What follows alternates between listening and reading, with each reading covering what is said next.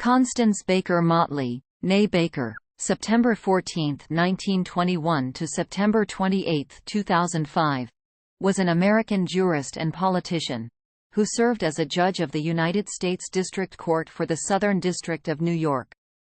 A key strategist of the civil rights movement, she was state senator and borough president of Manhattan in New York City before becoming a United States federal judge. She obtained a role with the NAACP Legal Defense and Educational Fund as a staff attorney in 1946 after receiving her law degree, and continued her work with the organization for more than 20 years. She was the first black woman to argue at the Supreme Court and argued 10 landmark civil rights cases, winning 9. She was a law clerk to Thurgood Marshall, aiding him in the case Brown v. Board of Education.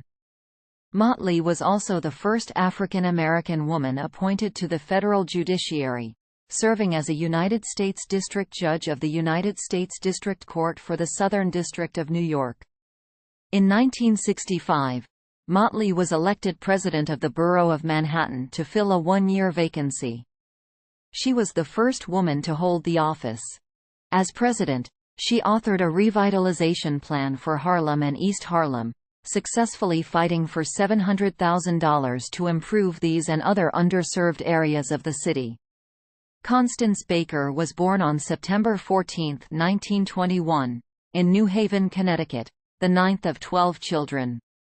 Her parents, Rachel Huggins and McCullough Alva Baker, were immigrants from the Caribbean island Nevis. Before coming to the United States, Rachel worked as a seamstress and a teacher while McCullough worked as a cobbler. After they immigrated, her mother served as a domestic worker, and her father worked as a chef for different Yale University student societies, including the secret society Skull and Bones.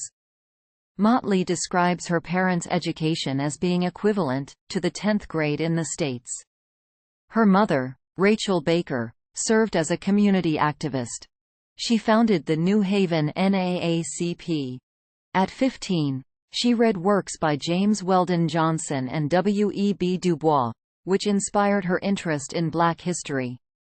She met a minister who taught classes in Black history that focused her attention on civil rights and the underrepresentation of Black lawyers.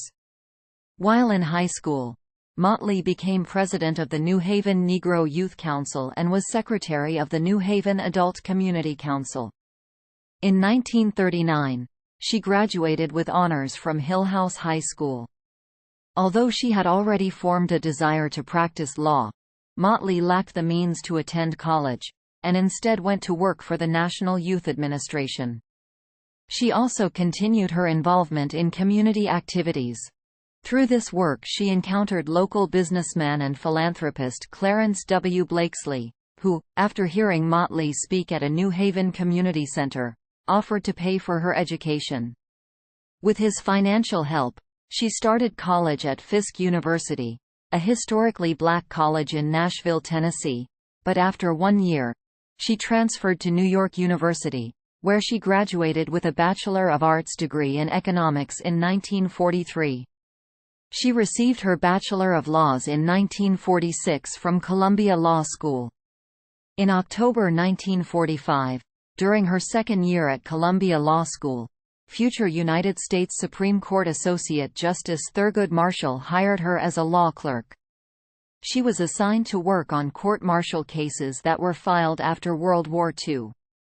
Motley is widely acknowledged as a major figure in the civil rights movement, especially its legal battles.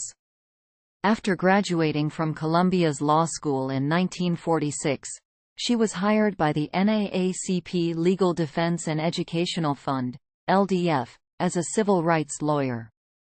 As the fund's first female attorney, she became associate counsel to the LDF, making her a lead trial attorney in a number of early and significant civil rights cases, including representing Martin Luther King Jr., the Freedom Riders, and the Birmingham Children Marchers.